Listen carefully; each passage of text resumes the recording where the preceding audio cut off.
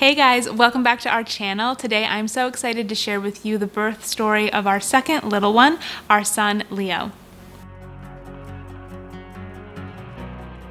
So before I share Leo's birth story, I do want to share a little bit about my daughter Ella's birth story because it does factor into why we decided to have a home birth for Leo.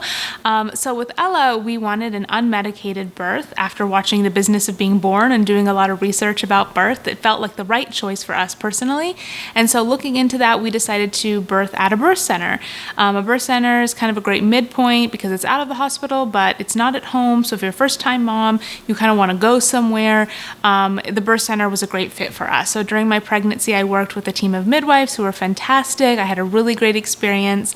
Then when I went into labor and my water broke, we noticed that the water was not clear, which it should be clear when your water breaks. It had a color to it. So when we went to the birth center to be checked, the midwife told us that we had meconium and that we did need to transfer to the hospital and we could not give birth at the birth center. And the reason for this is because sometimes with meconium, it can cause breathing troubles for your little one and they need to be in the NICU or at least have the NICU assess them after birth to decide if they're okay or if they need to stay in the NICU. So we needed to go to the hospital. And a hospital transfer sounds scarier than it really was. There wasn't an ambulance or anything. It was just get back in our car, drive to the hospital, and birth there. And so I did end up having an unmedicated birth at the hospital. And I would say that overall it was a good experience, but first time birth is intense no matter what happens. And then an unmedicated birth is also very intense. Birth in general is just intense no matter how you birth is birth, and every scenario is intense. But definitely experiencing all the pain is very intense. But at the same time, it's a really amazing experience because you really get to experience it. I know some people are like, I don't want to experience that. But for me personally, I just felt like I wanted to experience the whole process. So anyways, we ended up having our daughter at the hospital. So then when we became pregnant the second time around, we were thinking about where do we want to give birth this time. I knew that I wanted an unmedicated birth again, and that just is what felt right for me. But I didn't want to be in the hospital. I was open to a birth center, but the birth center that we went to before, it's not far, but it's not super close. And so thinking about going to all the appointments and then when you go into labor, driving there, because now we had a little one at home, we had to think about her needs as well. And really, for me, the number one thing that I was really concerned about this pregnancy and this birth was the care of my daughter. When I go into labor, what is she going to be well taken care of? I was more concerned for her well-being than my own. And so we were thinking about, okay, well, I don't really want to, we have to go to all those appointments and we don't have any family that lives nearby us, and it's really hard to count on friends to be on call for you when you go into labor, especially because our due date was around Christmas, and so everyone was traveling and busy and holidays and all of that. So we started looking into our options, and home birth is one option. But I never thought that I would be someone who had a home birth. I think the first time you hear of home birth, you think that sounds like wild, risky, messy.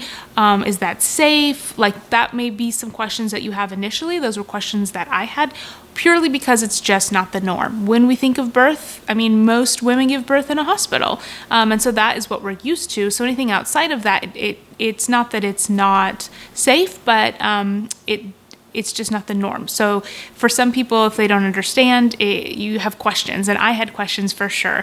And the midwife that we worked with for my daughter's birth, she had had a baby and had left the birth center to open up her own birth practice because she kind of wanted to change up her career a little bit now that she was a mom. And so I saw her posting about that, and I was really interested, and I kept thinking about it. And I was like, I want to explore home birthing. I never thought that it would be for me, but maybe it is because I can't let it go and I have lots of questions. So we had a call with her, and she's very experienced. She's been to over like 300 births in all different settings: hospital, a birth center, home birth. Midwives are incredibly skilled and talented and amazing. And So we had a call with her and I asked her like a ton of questions, and it really gave me peace of mind that actually, yes, a home birth is a great choice for us. Now, home birth in general is really only a great option for women who are low risk. They don't have any health factors. Basically low risk, healthy, normal, they say pregnancies are best for home birthing. And I fell into that category, which we're very grateful for. And so, another thing that really gave me peace of mind about home birth is our midwife shared with us that it's just as safe as birthing at a birth center. They just bring everything to you. So it's really no different. Like, you think the birth center feels a little bit safer because it feels more like a hospital, but really in reality, it's the same as being home. They just bring all the things to you. And again, just like the birth center, if something goes wrong at the birth center that's outside of a normal scenario, you'll have to transfer to a hospital. So the same would be at home. So for me, it was like, well, if the experience is going to be the same, birth center, home, well, why not be home? Because it solved so many concerns for me. One, I didn't have to worry about where's my daughter going to go? What is her childcare going to be like? She can be home the entire time, all with us. Although I really wanted my husband to be a part of the birth, and he ended up being able to be. My thought was, if worst case scenario, he needs to stay back and take care of her, then that would give me peace of mind knowing that she's well taken care of, and I'll just birth with my birth team and not have him there. So my main concern, like I said, was the care of my daughter. So that is what brings us to the decision to have a home birth. So fast forward through the pregnancy, my due date was on December 27th, and we ended up having my mother-in-law come stay with us for 3.5 weeks, which may seem like a long time to have your mother-in-law stay with you, but she works at a school and she had some time off for the holidays, and Leo's birth due date was around Christmas time on the 27th, so it just worked out to have her here for that time, and we just basically planned it for her to come a few days before his due date and then stay until basically after, like a few days after 42 weeks, because really that's the end point. Like, once you get to 42 weeks, you then basically have to be like induced or go to a hospital. So in my mind, I was like, I want someone here that no matter what scenario happens, I know that my daughter is going to be taken care of. And so we had my mother-in-law come and stay with us, and she came in on Christmas Eve, and we had Christmas Eve, and we had Christmas Day, and then, you're kind of waiting around for getting closer to the due date. And I definitely, this time around, I know that due dates are not, we're not a library book. Like, we're not overdue as soon as we hit that due date. They're just estimates, and it's really a window. You can give birth 2 weeks before that date, 2 weeks after. You really have like a due date month, this big window of when your baby could arrive. Babies could come earlier than that, but in general, that's how it works. And but as you get closer to your due date, it's still a number in your head. So I was super into nesting mode, like cleaning everything, I got Q-tips out and I was like cleaning little things, and just wanting, especially having the planning for the home birth, it's just, I wanted everything to feel really clean, and I wanted it to feel like sterile, like a hospital. And how we set our home birth up is, this is our house. I'm in our house right now. On this side of the house, there's 2 bedrooms, and on that side of the house is another bedroom. And so that actually is supposed to be the master, but we turned it into our office because it's actually a huge room. Like, it's a very oddly shaped room. And so we just basically, we're moving soon anyway, so we just basically cleaned up that space and made it as empty as possible and turned it into our birthing room. And we have a guest bed in there, which was our birthing bed, and big tub that we filled up to labor in, and when I was in labor, candles going and music and dark and all that kind of stuff that's really nice and soothing. So that room, I was like constantly wanting it to be like super clean and have everything ready to go.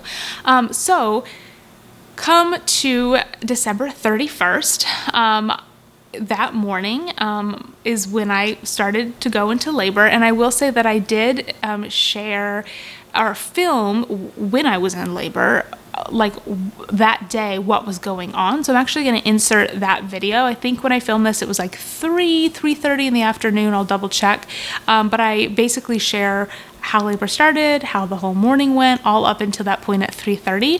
And then from that point on through the rest of birth, I didn't give little updates, so I'll jump back in after I share that video and catch you guys up to speed. So we are in labor. It started at 2:45 a.m. this morning. I'm now laying in bed. I woke up with a contraction and then just kind of looked at my phone and noticed that they were coming every 10 minutes. And I didn't want to wake Aaron yet because it was 2:45 in the morning. So I kind of laid there for over an hour. And then he woke up, he just woke up at 4 and he was going to get up for the day because he gets up pretty early. And I told him what was going on, and so then we laid there for another half an hour or so, and the contractions started getting a little closer, 6 minutes, 4 minutes apart, and then I started getting really shaky, and so we called our midwife and let her know what was going on, and she recommended getting in the shower to see if that changed anything. I got in the shower, super shaky, and but then the shower calmed me down and the contractions went away. And also, interestingly enough, it was getting closer to Ella waking up for the day, and so I think my body knew that Ella was getting up for the day, so the contractions started to slow down a little bit. Luckily I have my husband home, my mother-in-law is here, so I got Ella up for the day with my husband, and we read some books and we played. And then I was really tired, so I was like, I'm going to try to go back to sleep, take a little nap. So I did. Thankfully, I fell asleep for like an hour, hour and a half, then got up for the day. And then I didn't really have any contractions for the rest of the morning. We went on a little family walk to get some fresh air. I still felt crampy, like just a very dull, crampy feeling in my stomach and my back, but not like an actual contraction. Sorry, this is shaky. I'm holding it with one hand. And then from there, we came back, we had lunch, we put Ella to bed, and then my husband and I rested on the couch watching some Office, and noticed all of a sudden I felt like I either peed myself or that is my water breaking. And I sat up, and sure enough, it was my water breaking. Very big difference between, I never normally just randomly pee myself. So got up, went to the bathroom, and noticed that I was also losing my mucus plug. Sorry, TMI, but this is what happens, which is all a good sign. Things were progressing. I had 2 kind of small, mild contractions before my water broke, but I didn't use the contraction timer for them. I just told my husband, I'm like, I don't know, I mean, kind of not feeling good, but my back hurts a little bit, and then my water broke. So, had to change my clothes. There's really not much. We updated midwife, staying in contact with her all throughout the day, changed my clothes, got back on the couch to relax, and then contractions started coming again, and so we just started timing them for the rest of my daughter's nap while we were just resting. And then at that point, towards the end of her nap, they were coming every 5 to 6 minutes, lasting about 30 to 50 seconds long.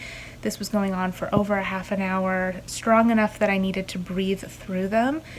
And then my daughter got up from her nap, and I always like to get her up because that's just our routine and it's familiar for her. So I went in to get her up and be with her, and it's really cute. I had a contraction while I was in there with her, and she put her hand on my back while I had a contraction, which was super sweet.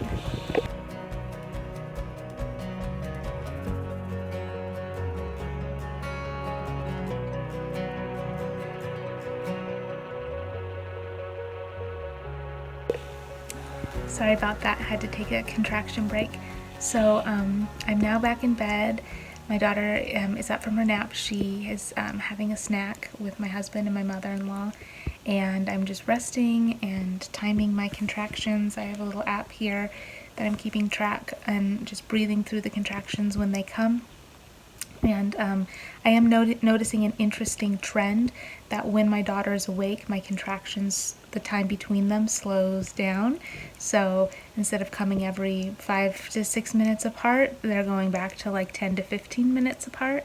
I think my body just knows that I really want my daughter to be like asleep and okay when I'm really in labor. So my guess is that when she goes to bed tonight, things will pick back up. I'm still having contractions, but they're not coming as quickly now that she's awake. So just my mama heart just wants to make sure that both my babies are taken care of.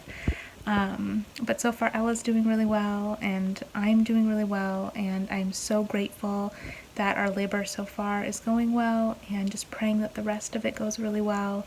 And that's all I have to update you on as of right now, and I don't know how much more video I'll get through the actual process, hopefully something, but I'll try to share what I can, and that's it. So see you guys soon. So for the rest of birth, I have my phone out because I want to make sure that I share everything correctly. We're about a month out, and I'm already starting to forget things, so it's really important to write them down early as possible so that you don't forget. Okay, so last I shared with you, I was laying in bed in our bedroom having contractions, but as you can tell from those videos, I was very well composed and I could have a conversation in between contractions. I was in relatively good mood. However, the contractions continued, and around, I guess, 4 p.m., we let my midwife know that the contractions were continuing to increase, closer together, becoming much more intense, and she had recommended that I get back in the shower. And at that point, I did not want to get back in the shower. I was like, I don't want to take my clothes off. The shower's hot. I have to stand. I had been laboring most of the day, like laying down on my hands and knees, just real comfy. And so just standing was not something I wanted to do. So I got in the shower, and I was immediately noticed that my mood was changing. And it's very interesting through this birth because I was very aware of everything that was happening. I was very in tune. I kind of knew what stage of labor I was in. And so at that point, I was starting to become grumpy and annoyed that I was in the shower. My contractions were still continuing, and Aaron was there with me in the bathroom, and I remember telling him, my mood is changing, this is labor, my contractions are continuing, I think she needs to come now. And so he texted her, and he was like, we're ready for you to come, to our midwife. And she was like, I'm on my way, I'll be there at 6. And at that point, it was 5 o'clock. I wasn't in the shower for an hour, but I must have gotten in the shower around 4:45 or something like that. And so around 5, we told her, we're ready for you to be here. And she said, okay, I'll be there at 6. I was so excited for her to come because I got out of the shower, I went back into our bedroom, and I was trying to eat little things at that point, just keep my energy levels up, but nothing really sounded good. And my daughter goes down for bed around 6:30. So my husband, I was like, I'm going to be in here, I'm going to labor by myself. I put my hypnobirthing soundtrack on, I had the candles going, the room was dark. We got those little battery operated candles, which are really great, and they just kind of flicker and add great ambiance. So I had those going, and it was actually a really cozy atmosphere, even though I was becoming more vocal and really having to breathe through the contractions when they came. But my husband was busy doing bath time, putting my daughter down for bed, so I was alone birthing by myself. And with this birth, and also my daughter's birth, I had incredible back pain, super bad contractions in my back, so bad that I almost didn't even feel them in my front at all. I just felt them in my back. And with Ella, we thought, it was maybe because I was dehydrated. You're trying to figure out what caused the back labor with her birth so we could avoid it this time around. And this time around, I was very hydrated. I was going to the bathroom often. I was doing all that I could. And we've just decided that I am someone who has back labor because the baby was in a perfect position. So there was really no reason why I should be having back labor, but I just do. That's just how my body is, I guess. I'm just someone who feels contractions in my back. And let me tell you, it is intense. And so I was rubbing my own back, wanting someone to be rubbing my back for me. So I could not wait until it was 6 o'clock. My daughter was asleep so that my husband could join me. So as it was getting closer to 6, I remember starting to kind of call for my husband and be like, Aaron, I'm ready for you to be here. And so he came in the room, put my daughter to sleep. He came in the room, was with me for a little bit. And then I felt like he told me that Haley is our midwife, that she's here, and the window, we could see our driveway from my window. So I remember glancing out the window and I saw her car, and it just felt like, okay, like she's here. But then I was back into a contraction. And at some point then she was in the room, and she's so like calm and lovely and was just like, hello. And, I don't remember exactly what happened from there. I'm sure I had some contractions, and we were talking a little bit about how things are going, what things are going to look like. And when your water breaks, you want to avoid being checked as much as possible, just to avoid any risk of infection. But I wanted to be checked, so you can decline it if you want. And it's not that you can't be checked to see how far you are dilated, but you just don't want to do it a lot, just to avoid infection. But at that point, I was like, I'm curious how far along I am. So she checked me, and I was 5 to 6 centimeters dilated at 6 p.m. and 100% effaced, which when she told me that, I was just kind of like, okay, whatever. But they were like, no, that's good. And then she told me, she's like, you are now in active labor. There's no stopping this. You can get in the birth pool at any time you want. And so like everyone seemed excited about that, and I was just like, okay. And so Aaron went on the other side of the house and started filling up the birth pool and tub and everything, and then came back and got me, and we walked to the other side of the house together, and I just got on the bed in there and was kind of waiting for it to finish filling up, because I think most people who do home births and have this big birth pool, that's like the number one thing that I hear people say is like, it's a little annoying filling those up and getting the temperature right in the water. And like our hot water ran out. We had like this, you have this hose that you use from the bathroom to the tub that you blow up, and the hot water supposedly had run out. So then they were filling up hot water from the stove and pouring some of that in. So then it was time to get in the tub. So I got in the tub, and at this point I don't really know what time everything is, because I wasn't keeping track. But this is somewhere between 6 and 9:30 when he was born.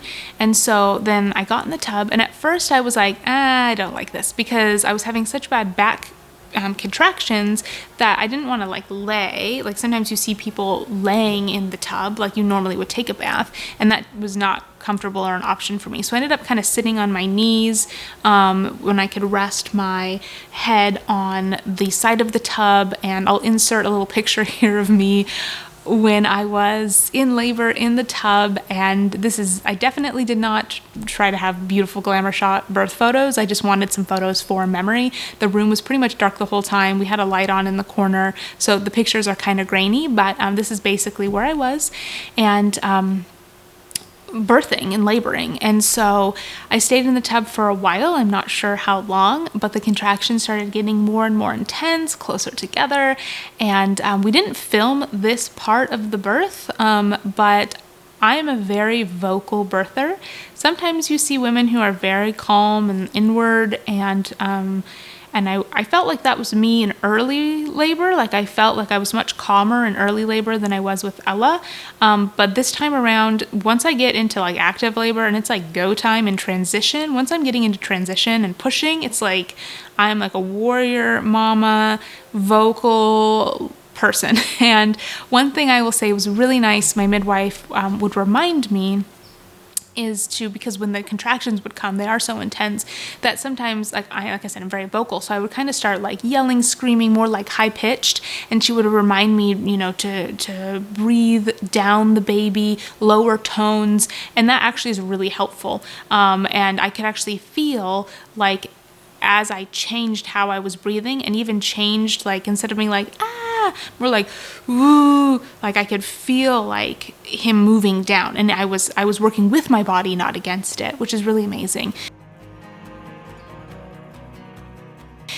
However, I'm going to just keep saying this, I'm a very vocal birther, and so things that I would say would be like, no, no, no, no, no, I don't like this, I don't like this,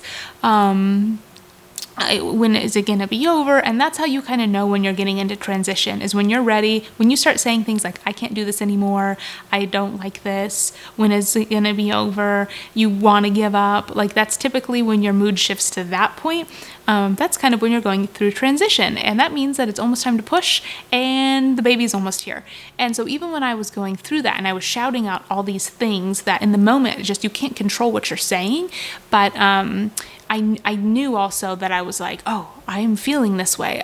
I'm going through transition. And so, and then at some point I really felt him like come, I kept being like, he's coming out. Like I felt like he was coming out of me, like not actually out, but it's really hard to explain. This is probably TMI, but I felt like I could feel him just like moving down further out of me. And, the midwife would like go in and they could like check and look, and it was like, no, he's not like actually coming out yet. But she did check me one more time she was able to just check me in the birthing tub, and I was 8 to 9 centimeters dilated at that point, and so it was almost time to push. And I didn't want to push in the pool. I like feeling more grounded, and so at that point I got out of the tub and I got onto the bed, which that transition is also, you just don't want to move when you're like in a spot and you're birthing. You just kind of want to like hunker down and stay there. So you kind of have to just be like, and go, and you like get up out of the tub, get on the bed. And for me, what felt like natural and comfortable was to get on my hands and knees. So pushing. I don't like pushing. Some people say they love pushing because it feels like they can actually work with their body. It's closer to the end. For me, pushing is super painful. I mean, you're basically pushing out like a watermelon through your body, and it burns and it hurts. And so I initially basically kind of was resistant to pushing. Like I was pushing, but you know, they say second time births, it's like, oh, 1 push and the baby's out, 2 pushes and the baby comes out. So I just thought, he's just going to fly out on his own. I'm just going to breathe him out. That's not the case, at least not for me. I had to push this baby out. And so I would say for the first couple pushes, I was kind of like not giving 100% because I was hoping he would just kind of like come out.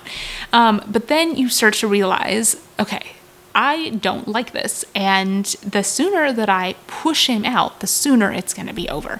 And that's where you just get like, that's where something shifts in you and you get this like extra burst of energy. And I just was like, we're going to push this baby out. And so I was like, everything I had, like pushing him out. And at some point, like I could tell my midwife at some point would ask me to, okay, stop pushing. And I'd be like, what? Like that's a horrible idea. Like I just want to get him out. I just want to like push him out as fast as I can.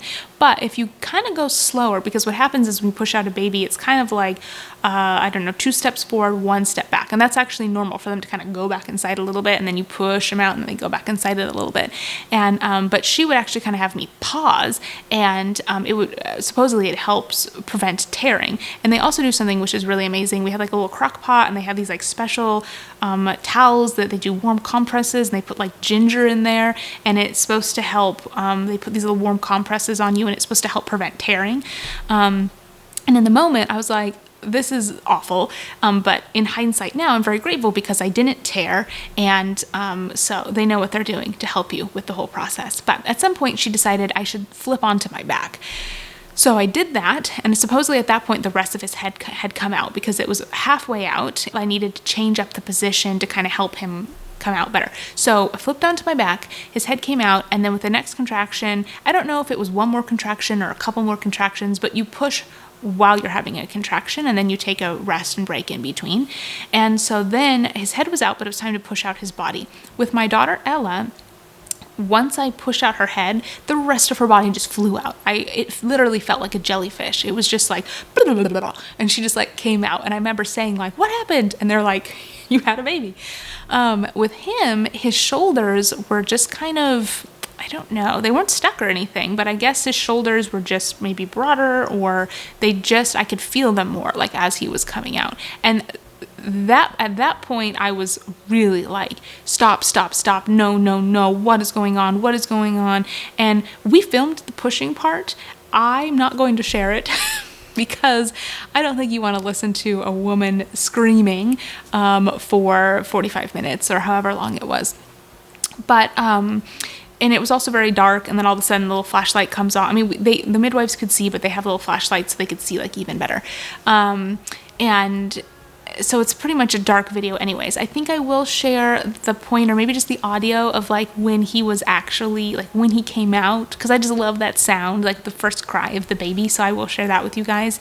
But I mean, it's birth. You're basically like naked. I had a little bralette on, and it's a lot of very vocal. I don't even want to watch it back because it's hard to see yourself in that position and so vulnerable. And especially, like I said, at that point when I was pushing him out and the shoulders and the rest of his body felt equally as painful as pushing out his head.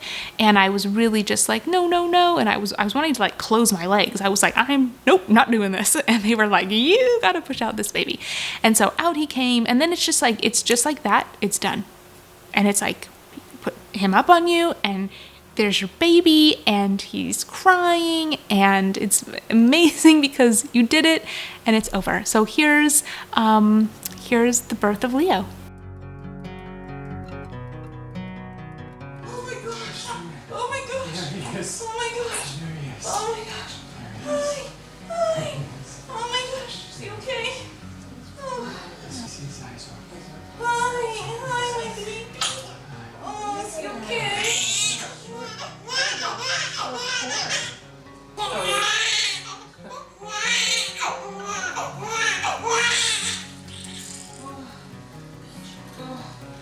Hi, baby. Hey. Is he okay?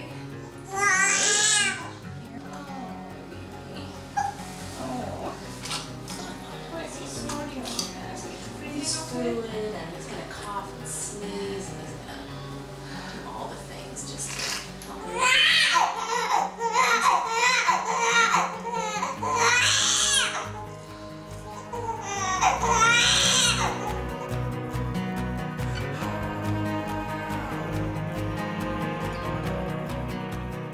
This is Leo Robert Roosevelt. It's hard to see. He has his little hat on. Yeah, it's too dark in there to see. He was born at 9:35 p.m. December 31st, 2019. He weighs 7 pounds 11 ounces and he's 19 and a half inches That's long. right. Yeah, and he is such a cute, good little guy. We're just doing some skin to skin and snuggling. Oh, I know. Oh, I know. Oh, there.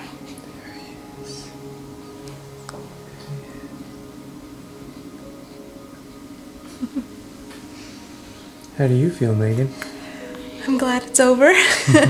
I'm tired, and now just working on getting a good latch and hoping that we can start breastfeeding off on a good foot. So that's new for him to learn and kind of new for me again also with such a little baby. So that's our next goal. Conquered birth, now it's breastfeeding. Never ends. Yeah. So after we had this moment of just like snuggling and then you have to birth the placenta, so it's not completely over. I birthed my placenta like 5 minutes or so after he came out, which I'm very grateful for, and the midwife said it was all in one piece and it looked great. And there's actually a lot of things you don't even know about birth until you've gone through it and you do research, but things that I had prayed for, which I'm very grateful my prayers were answered, was that we could have a safe home birth, no tearing, not a lot of blood loss, that the baby's heart rate and my heart rate are healthy the entire birth, that our breathing is both really great, that the placenta births easily and is all in one piece and intact, and all those things happened. And I'm so grateful for that because I know that that is not always the case. Things can happen in birth, and they do, but I'm very grateful that everything that I was hoping for, in addition to the fact that I had spontaneous labor, we didn't have to do any induction methods, and that the main part of birth, the intense part, all happened literally right as my daughter went to bed. And then between 6 and 9:35 p.m. my body kicked into gear and was like, that one's asleep, time to birth this one. And basically I went from 5 to 6 centimeters to at 6 p.m. to pushing out a baby at 9:35, and he was born. And so then we're just laying in this bed together as our little family, Aaron and me and Leo. And the midwives are doing all that they do, checking the baby, all the normal, typical assessments that you would get, the care that you would get in a hospital, but just in the comfort of our home. And it was so beautiful and so nice. And then we tried nursing, and I feel like the first time I was like, because I've done it before, so it's like riding a bike. You think, okay, muscle memory, like we'll know how to do this again, but it's new for him, and it's new again for me also. It's, you know, different relationship, different baby, and so at first he wasn't latching, and I was thinking like, well, that's it. See, it's not going to work for us. We can't breastfeed. Like, it's amazing how just like it doesn't, your brain can quickly go there. But we just kept trying, and he did latch, and then he had like 3, you know, good nursing little sessions. I think at that point it was like 12:30. The midwives typically hang out anywhere from like 3 to 6 hours after your birth to make sure that the baby's stable, that you're stable, and everything is good before they go. And they clean everything up, and it actually is not that messy. Like, you think that birth will be messy, and it really wasn't. A lot of Chuck's pads. You put a liner down on the bed, like a waterproof liner under a sheet that you don't care, like an old bed sheet you don't care about throwing away, and just or washing, and it really wasn't that messy. And so we were all snuggly, and then I had lots of water. I had some oatmeal and a Larabar, a little snack, and we put some jammies on him and swaddled him, and walked across the house, went into our bedroom, and went to bed. I didn't really sleep the first night because it's the adrenaline of birth. It's really hard to go through all of that and then just be like, good night, like, especially if you're a light sleeper like me. And so babies typically will give you like a 5 to 6 hour or a 4 to 5 hour like long sleepy stretch right after they're born, because it's a lot for them too. And so we did have like 5 hours, and I think it worked out perfectly, because I think by the time we got in bed it was 1 o'clock in the morning, and my daughter usually gets up at 6 a.m. so it was like, okay, that's 5 hours. And so I maybe slept an hour and a half that night, but man, did it feel so good to be in my own bed, to just lay there and not have any contractions, and just be with our little family. And I will say birthing at home is a wonderful experience. Another thing that I really loved about birthing at home is you don't have to drive home from the hospital. You're already home. And our midwife comes back and checks on us within 24 hours. And then we have a 1-week follow-up appointment, a 2-week, a 4-week, a 6-week. I really appreciate how much care postpartum you get. You get a ton of care during pregnancy, through birth, and also postpartum, working with a midwife. And then she's just available. I could text her any day with questions. Second time around, I had way less questions because I am much more confident this time around than I was with my daughter Ella. Like, I know that babies spit up, and just things happen that don't scare you so much because you've seen it before, you've been through it before. And I will say that being home, I think, has been a really helpful thing, and having such a great birth experience, helping me start off birth with not so much anxiety, because I had a lot of postpartum anxiety after the birth of my daughter, and partly just because it was so overwhelming. I felt like my hormones were crazy. I got hardly any sleep. I think I slept 8 hours the entire first week my daughter was born, which that alone contributes to making you feel so anxious and run down and emotional. And I think just being home for me was so much more relaxing, and has really helped me start our 4th trimester, the postpartum experience, off on such a better foot. And also having help, having my mother-in-law here, even though you're probably wondering, like, where was she during all of this? She was just sitting in the living room, and poor gal was hearing her daughter-in-law screaming in the next room, giving birth to her grandson. I am grateful that it wasn't a 3 a.m., 4 a.m. birth, because eventually we all got to go to bed. But what was I saying? I lost my train of thought. Oh, I remember. Having my mother-in-law here, just having help. Because then the next day, my daughter wakes up, and now we have 2 kids, 2 under 2. And it's, my husband, we work from home, so we are home.